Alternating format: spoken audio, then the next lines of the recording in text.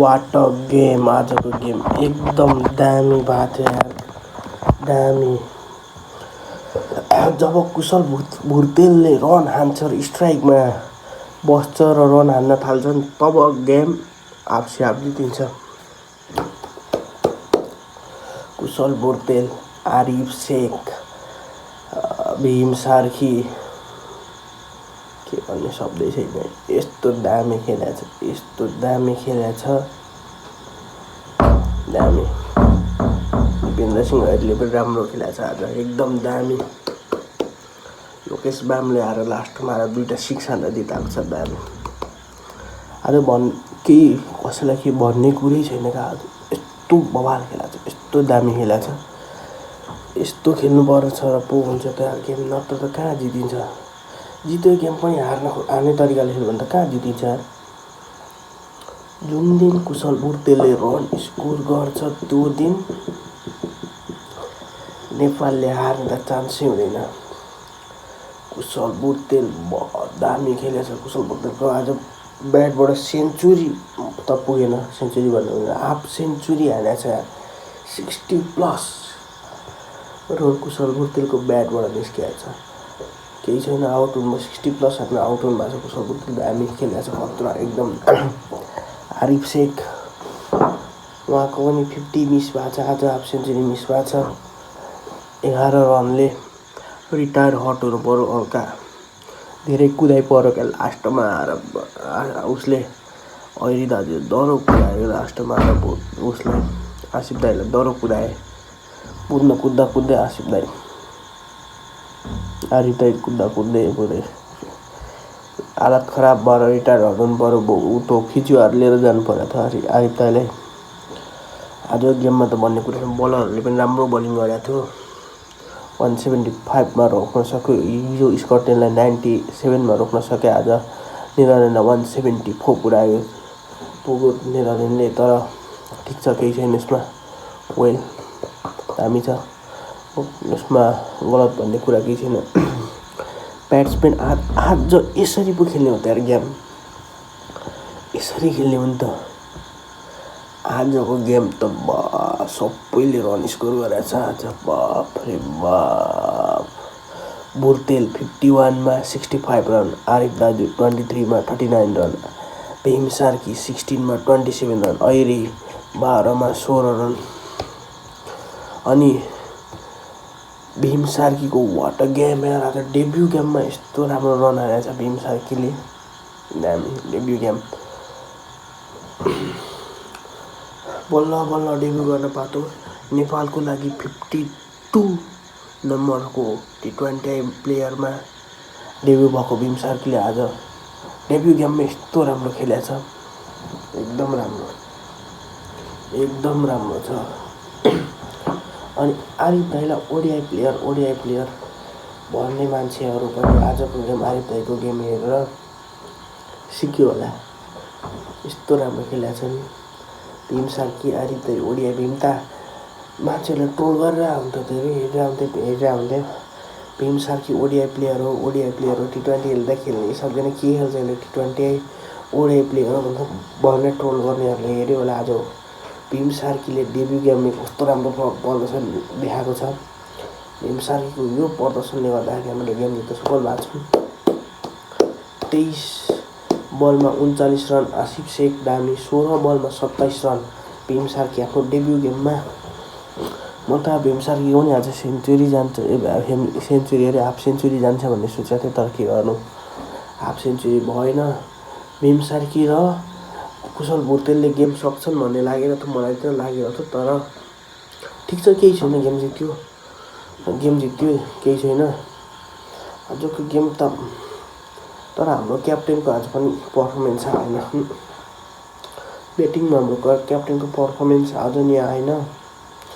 7 बल खेलेको छ, 5 रन आएको छ, एलबिडब्ल्यू भइरहेको छ। अनि आसिफ दाईको पनि अलिक पर्फर्मेन्स आएको छैन। हुन्छ आसिफ दाईको पनि यति राम्रो पर्फर्मेन्स आएन आज, केही छैन ठिक छ। राम्रो खेलेको छ टिमले। आसिफ दाईले किपिङ राम्रो गर्छ। 4वटा विकेट ल्याएको छ आसिफ दाईले। एज अ विकेट किपर 4टा विकेट ल्याएको छ आज आसिफ दाईले। दामी आसिफ दाईको पनि केही भन्नु छैन, एकदम दामी छ। आज कुशल भुर्तेलले आज रन स्कोर गर्नुको खासियत चाहिँ कुशल ऊ पनि हुनसक्छ कि आज कुशल भुर्तेलको गेम खेल्न कुशल भुर्तेलको बहिनी खुसी भुर्तेल पनि फिल्डमा पुगेको थियो।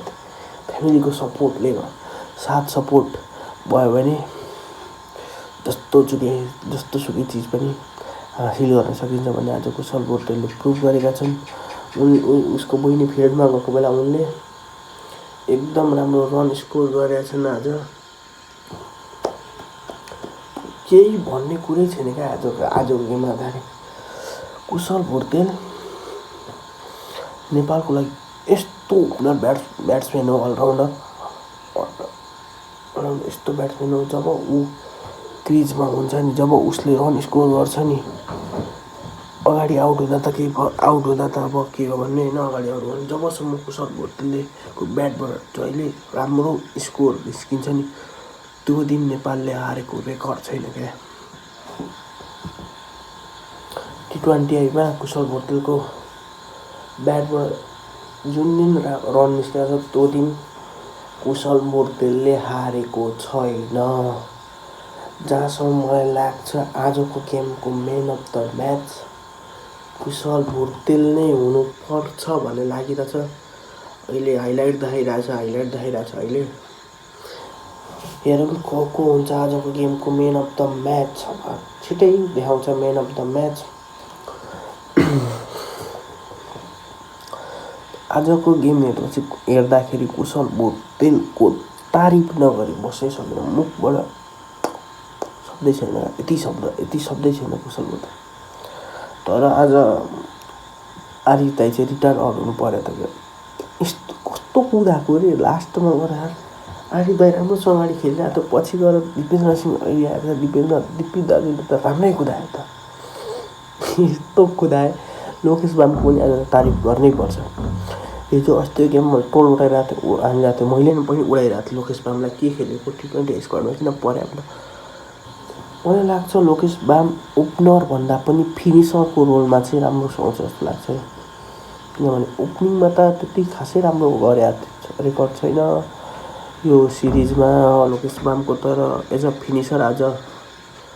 फिनिसर आएर आज लोकेश बामले राम्रो गरेछ पछाडि आएर। मलाई लाग्छ लोकेश बामलाई ओपनिङमा 1 नम्बरमा खेलाउनु भन्दा पनि 5 डाउन 6 डाउन पछि लोकेश बामलाई लिएर खेलायो भने चाहिँ राम्रो हुन्छ जस्तो लाग्छ। लोकेश बाम ब्याटर मात्र नभएर विकेट किपर अलराउन्डर पनि हुन् क्या।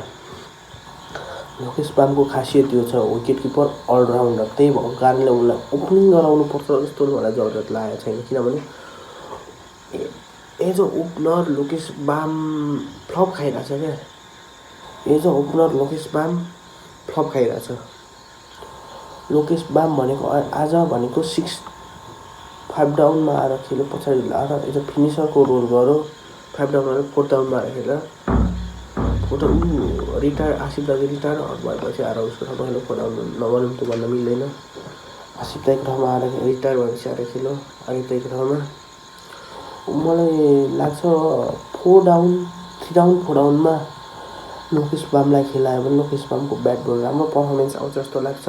बलिङ पनि राम्रो गर्छ लोकेश बामले, बलिङ एकदम राम्रो बलिङ गर्छ लोकेश बाम वान अफ द बेस्ट अलराउन्डरै भन्छु म होइन। बलिङ किपिङ हेर्दाखेरि उसको बलिङ किपिङ हेर्दाखेरि चाहिँ बेस्ट अलराउन्डरै भन्छु। तर ब्याटिङमा चाहिँ उसलाई के हो, अगाडि ओपनर 1 डाउनमा लिएर खेलाउनु भन्दा पनि लास्टमा लिएर 4 डाउन 5 डाउन पछि लिएर खेलायो भने चाहिँ एज अ फिनिसरको रोल दियो भने चाहिँ लोकेश बामले राम्रो रिजल्ट ल्याउँछन् जस्तो लाग्छ। आज गेम एकदम बवाल भएको छ गाइजहरू। हजुरहरूलाई कस्तो लाग्यो? तर मलाई कुशल भुर्तेल चाहिँ के भन्नु, कुशल भुर्तेलको तारिफै गर्न सकिन्न। प्लेयर अफ द म्याचको लागि भइरहेछ। अहिले कसले प्लेयर अफ द म्याच आज 100% हो। प्रेजेन्टेसन सुरु भइसकेको छ। Player of the match award goes to Kushal Bhutel with his 65 of 51. There are lots of great cameos in there as well, but our player of the match today with a brilliant 86 of 53 is again Michael Levitt. Oh my The birthday boy. God.